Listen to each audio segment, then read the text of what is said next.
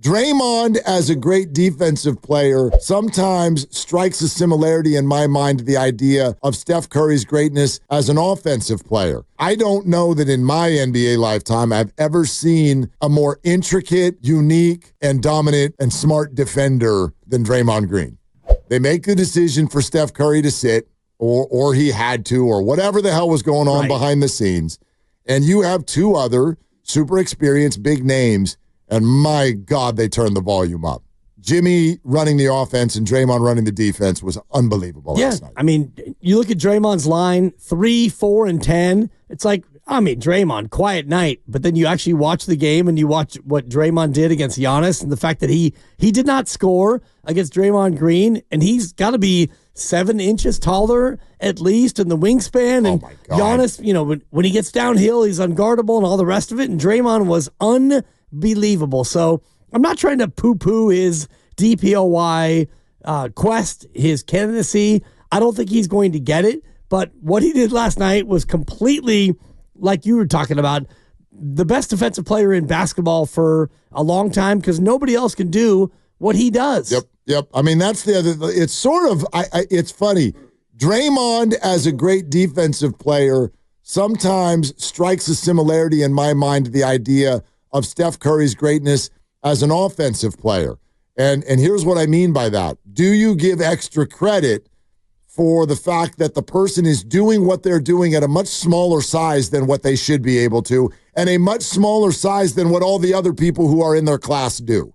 All these other, look at the names we're throwing out there. There's Evan Mobley, Rudy Gobert, Victor Wembanyama. What do they all have in common? They've all got a 7 in the front of their height category. All of them. Hell, Wembanyama's halfway to 8. Right.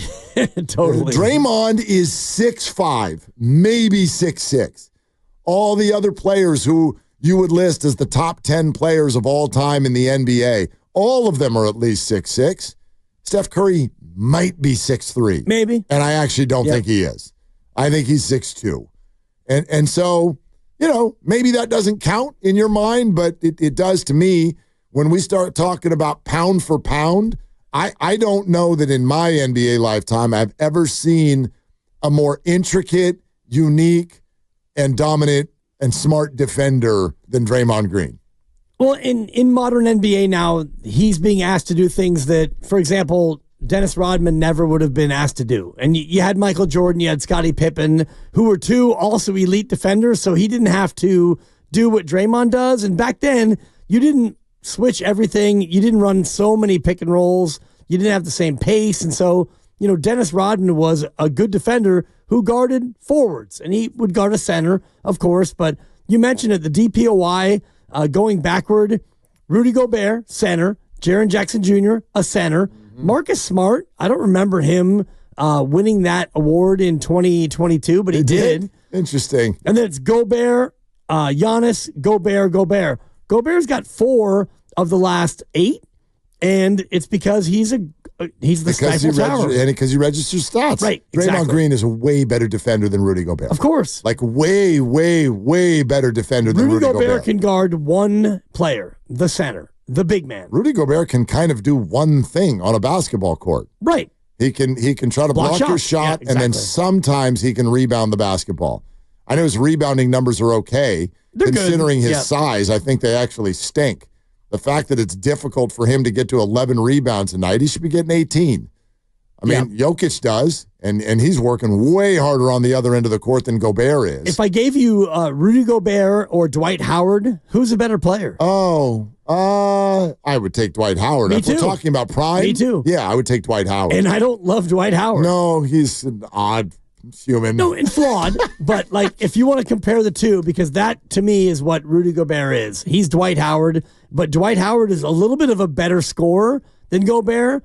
But both are basically like shot blocking, rebounding bigs, and yet I'm looking here at Dwight Howard, and he won 3 straight DPOYs, and Gobert's got 4 in total. But is Draymond a better defender than Rudy and Dwight Howard? Yes. Absolutely. He doesn't block as many shots. He's a more valuable player, at least to what the Warriors have done. And it reminds me of like the whole thing about NFL MVP. It's always a quarterback. does that mean that the NFL MVP is like the quarterback is the most valuable player in football? No, of course not. But that's what we do. Here's Draymond on this topic, by the way, and why certain players, him being one of them, have not got more Defensive Player of the Year awards through the years.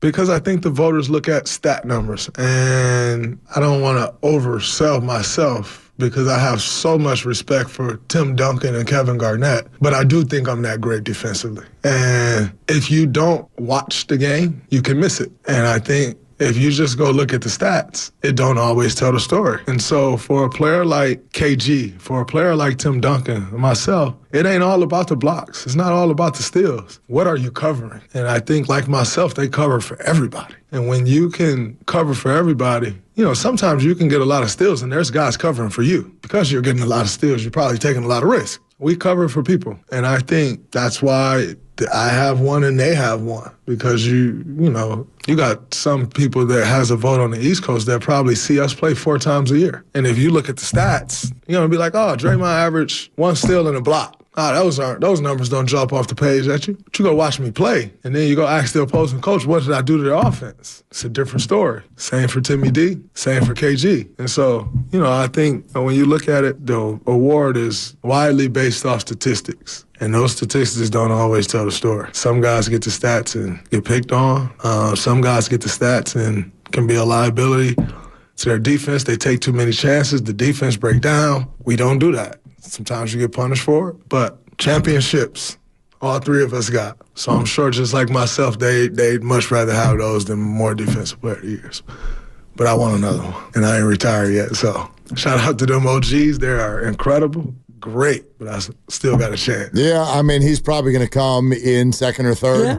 Wembanyama is now. Yeah, absolutely. And his comp is curious because KG got 1 and Tim Duncan never got 1. He never got 1. Never. Okay. And I'm looking at the list right now, and if he wanted to really put it out there, it's Rudy Gobert who's got 4. And I'm looking at the list, Mark, and if you look at the history of the award going back to 1983, there have only been 11 non-centers who've won it in 42 years. So it's basically you're the best shot blocker, you get the award. And that's kind of been the way it's gone. Yeah.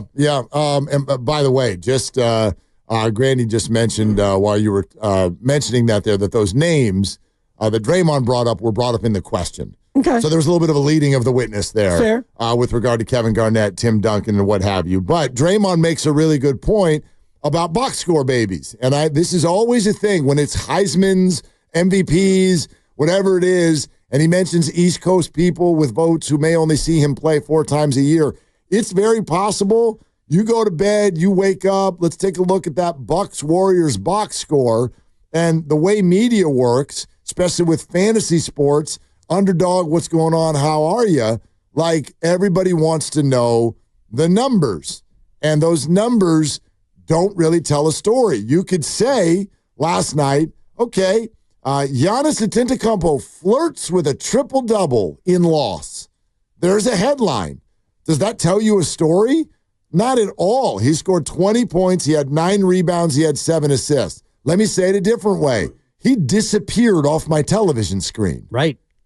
Well, Draymond erased him. Giannis scored half of his points from the free throw line. And his free throw shooting leaves a lot to be desired. Dude, don't even get me started All on that. of his shooting does. My you know God. what I mean? Anytime. And it was funny, before the game even started, they were talking about guarding Giannis.